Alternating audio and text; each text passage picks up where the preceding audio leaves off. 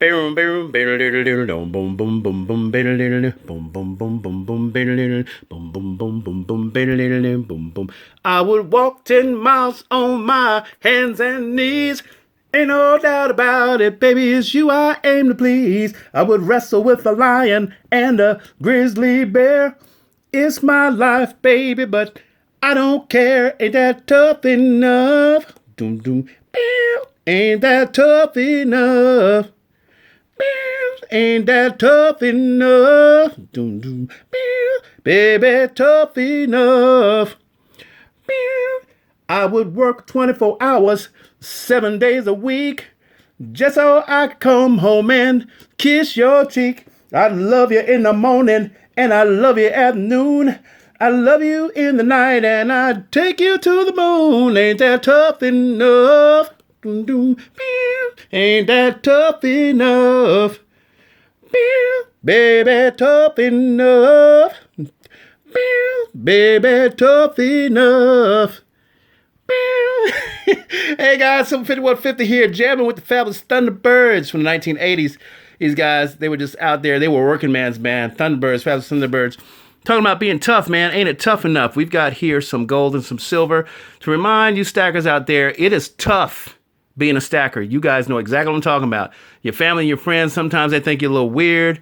You try to get together the money for stuff, and it's hard to get the money together, or you can't find the good deals. There's all kinds of things going on. Even sometimes the dealerships and some people, they try to do you wrong.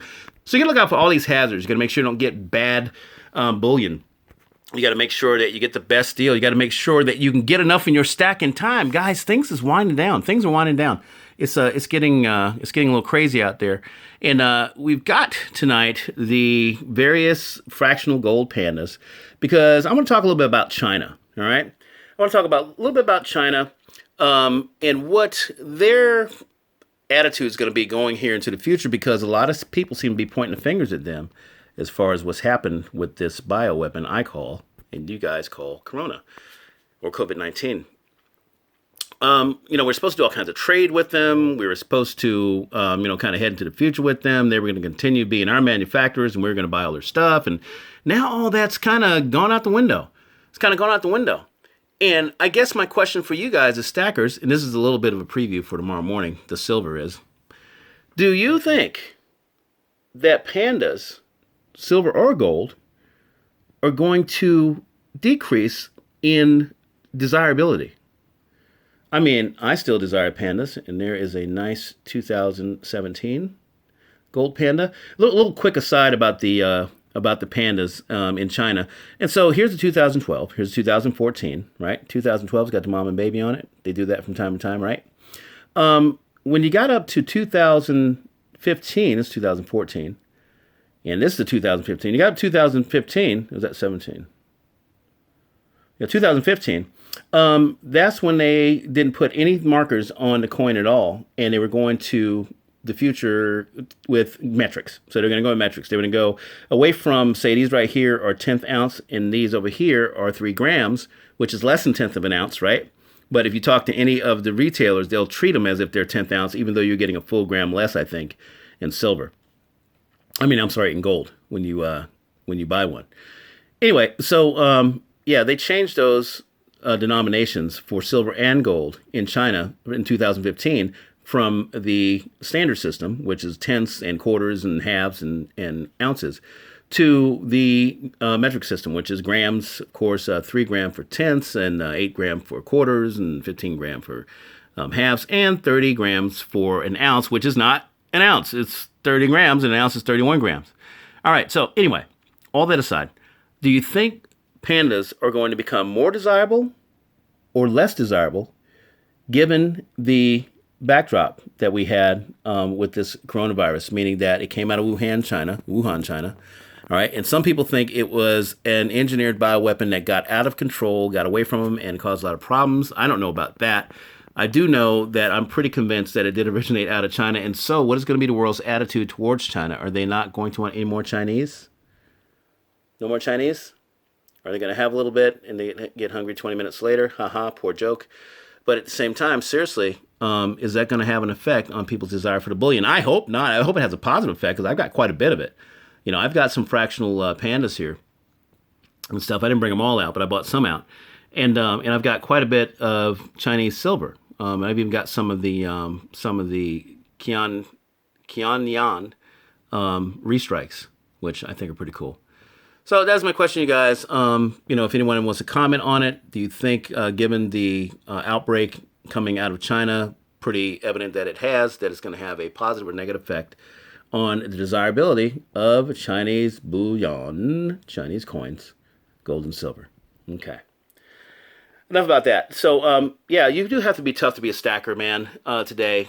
People are going to try to take advantage of you when you go to buy. Your family members, they kind of tolerate you, but they kind of look out the corner of their eye at you and stuff. You'll be a genius here pretty soon. Don't worry about it. This thing's going to turn around and stuff. And so I say, be resolved. Be resolved to stay the course, be responsible in your stacking.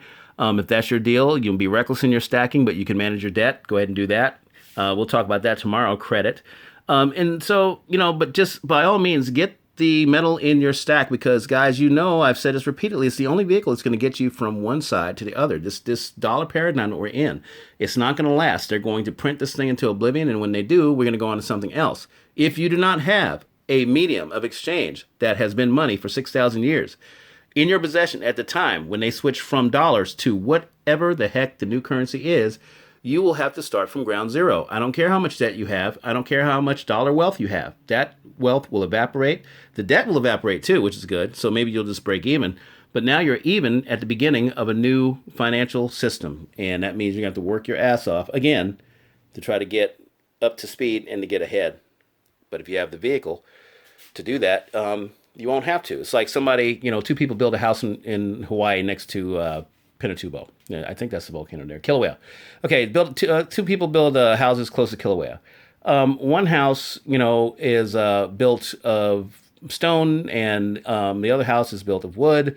The volcano goes off, and not only is the house, the houses, are built pretty well, they can withstand a little bit of the disaster coming out of the volcano. But now that the lava is all over the place, the house made of wood is going up in flames, and it is, just sinking down into the lava, and it's toast. All right, that's the dollar. Gold and silver, the house is made of stone, and oh, by the way, it's kind of weird. It was shaped like a boat. Kind of like if Noah had built it, okay? So not only is it made of stone and it's fine inside of the lava, but now it can float on the lava too because it's floating on liquid rock and it's going to float down. And it's going to take you down to the shore where the ocean is and where the lava is going to run off, and you can start down there where all the new land is because that's what volcanoes do. They create new land. So I know that's a little bit, crazy sounding, but I mean, that's my point. My point is that what should be a disaster turns out to be actually quite the boon for those that are positioned correctly. All right. I'm sure you guys have heard that before. In the markets today, we had a little bit of shakeup. Everybody thought that, the equities were going to close down, pretty high. The Dow was going to, go up to 25,000. I heard somebody say 26,000 a day. And of course it didn't. It fell short. I think it closed above 24,000, but I think that's going to be a seminal marker for the Dow. And then, of course, the NASDAQ took quite a hit. I think probably, back 1.5%, almost 2%. And then the other indices did pretty good. They just kind of closed flat. But it's all in anticipation of what the Fed's going to say tomorrow and Thursday. Okay? Every time they come out and they're going to have their talk, they used to go to Jackson Hole, Wyoming for that. They don't do that anymore. They have to do it remotely. They are going to discuss their policy, whether they're going to continue to pour on more money, who they're going to support, who they're going to pull funding from, if they're going to increase interest rates, going to reduce interest rates, the whole spiel right there. They love having the stage, they love hogging the mic, and they love getting us all worked up because for them, it's the same thing as being superstars, movie stars. They love being the movie stars with the financial system.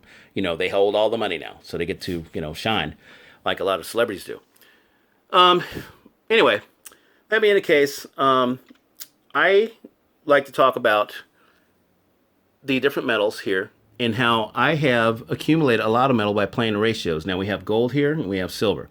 But back in the day, if you guys watch my older videos, I had rhodium and I had palladium, okay, and platinum. And I waited on those metals when I saw that silver was getting absolutely creamed.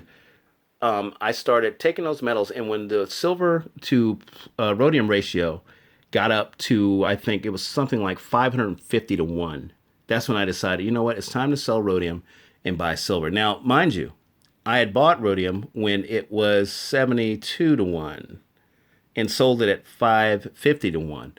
And so I got quite a bit of silver for that rhodium, right? I did. Everybody thinks 16,000 ounces is something that was, the result of me, making $1 million a year. And no, it wasn't. It was actually me playing metals as currency against other metals. Same thing with palladium. I bought palladium at something like, I don't know, I think it was 42 to 1. 42 ounces of silver to 1 ounce of palladium. And then I end up selling it at about 200 and about 200 even, about 200 to 1 against silver, and then buying some more silver. And then even platinum, I was able to play at about 80 to 1 when silver took that big drop here recently. And I traded, I think, 10 ounces of platinum for a 560 ounce monster box, 560 ounce monster box of Royal Canadian Mint Krakens. I did that. And in gold, I've been doing all over the place. Gold, I might, if the gold to silver ratio stays up around, 120, 115, 120, and I find a good sell for these pandas here, I might sell these pandas and buy me some more silver. I know I don't need it, but I want it because I think I'll be able to come back later when silver has gotten closer in revaluation to gold, palladium, and rhodium, and platinum, and I'll be able to buy those things back using silver now as the leverage currency against these metals to pick those up.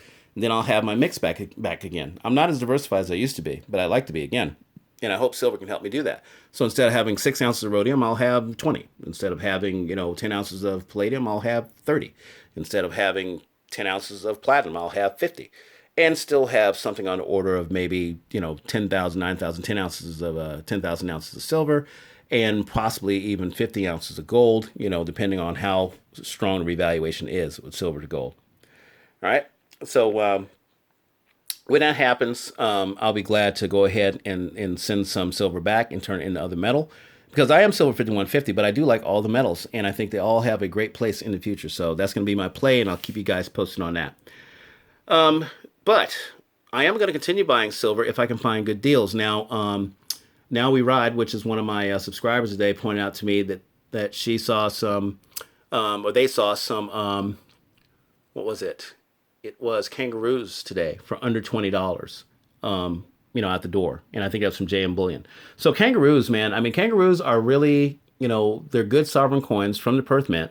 And then I turned around and right at the end of the day, I saw that they had some 2020 Britannias for under $20 on JM Bullion. So I was like, okay, you know what? Might have to jump on some of those. But you know what? I was looking at the 100-ounce bars at JM, and they went like $17.99.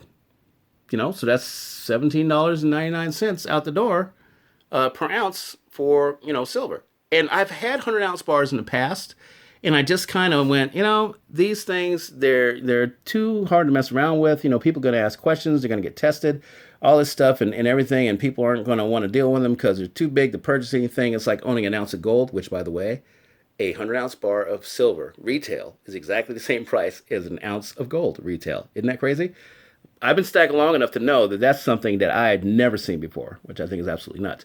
But I think what I'm going to do is I'm going to start hanging on for, 2 or 3 paydays like I was doing with the Ukrainian coins, and see if I could put up enough money to get a 100-ounce silver bar and then start doing that if they will come my way, secondary market, and I can get them easy enough. All right, so let's see what the Fed does tomorrow, all right? And think about what I asked about China. Is China going to become a scourge in the precious metals market and people aren't going to want their stuff? Or are they going to become so historically significant that people will be seeking out their stuff and the coins and the coinage and the bullion will do well? It will be very fascinating to find out. In the morning, we're going to see what the Fed has planned, and we're going to talk a little bit more about these silver coins here. You guys are familiar with all these, but in a time when there's scarcity in the silver market, it's kind of nice to revisit some of the things that used to be easily available and are no longer available, or hard to come by because the spot price is because the premiums are so high. So thanks, guys, for putting up with this show and putting up with my song and putting up with sharing, and subscribing. I love hanging out here with you guys. I love showing off the metals, and I love talking about what we think is going to happen. And guys, it hasn't even gotten exciting yet. You wait till it gets exciting. You wait until we get into these 10, 5, $20 moves a day in an ounce of silver. I know. He's silver 5150. He out his damn mind. I might be, but those days are coming, and I think they're coming this year. I'm going to be honest with you. Printing at the pace they're printing at, The evidence is damning. The debt clock does not lie. It doesn't lie about the actual energy that's going into precious metals. Those numbers are real.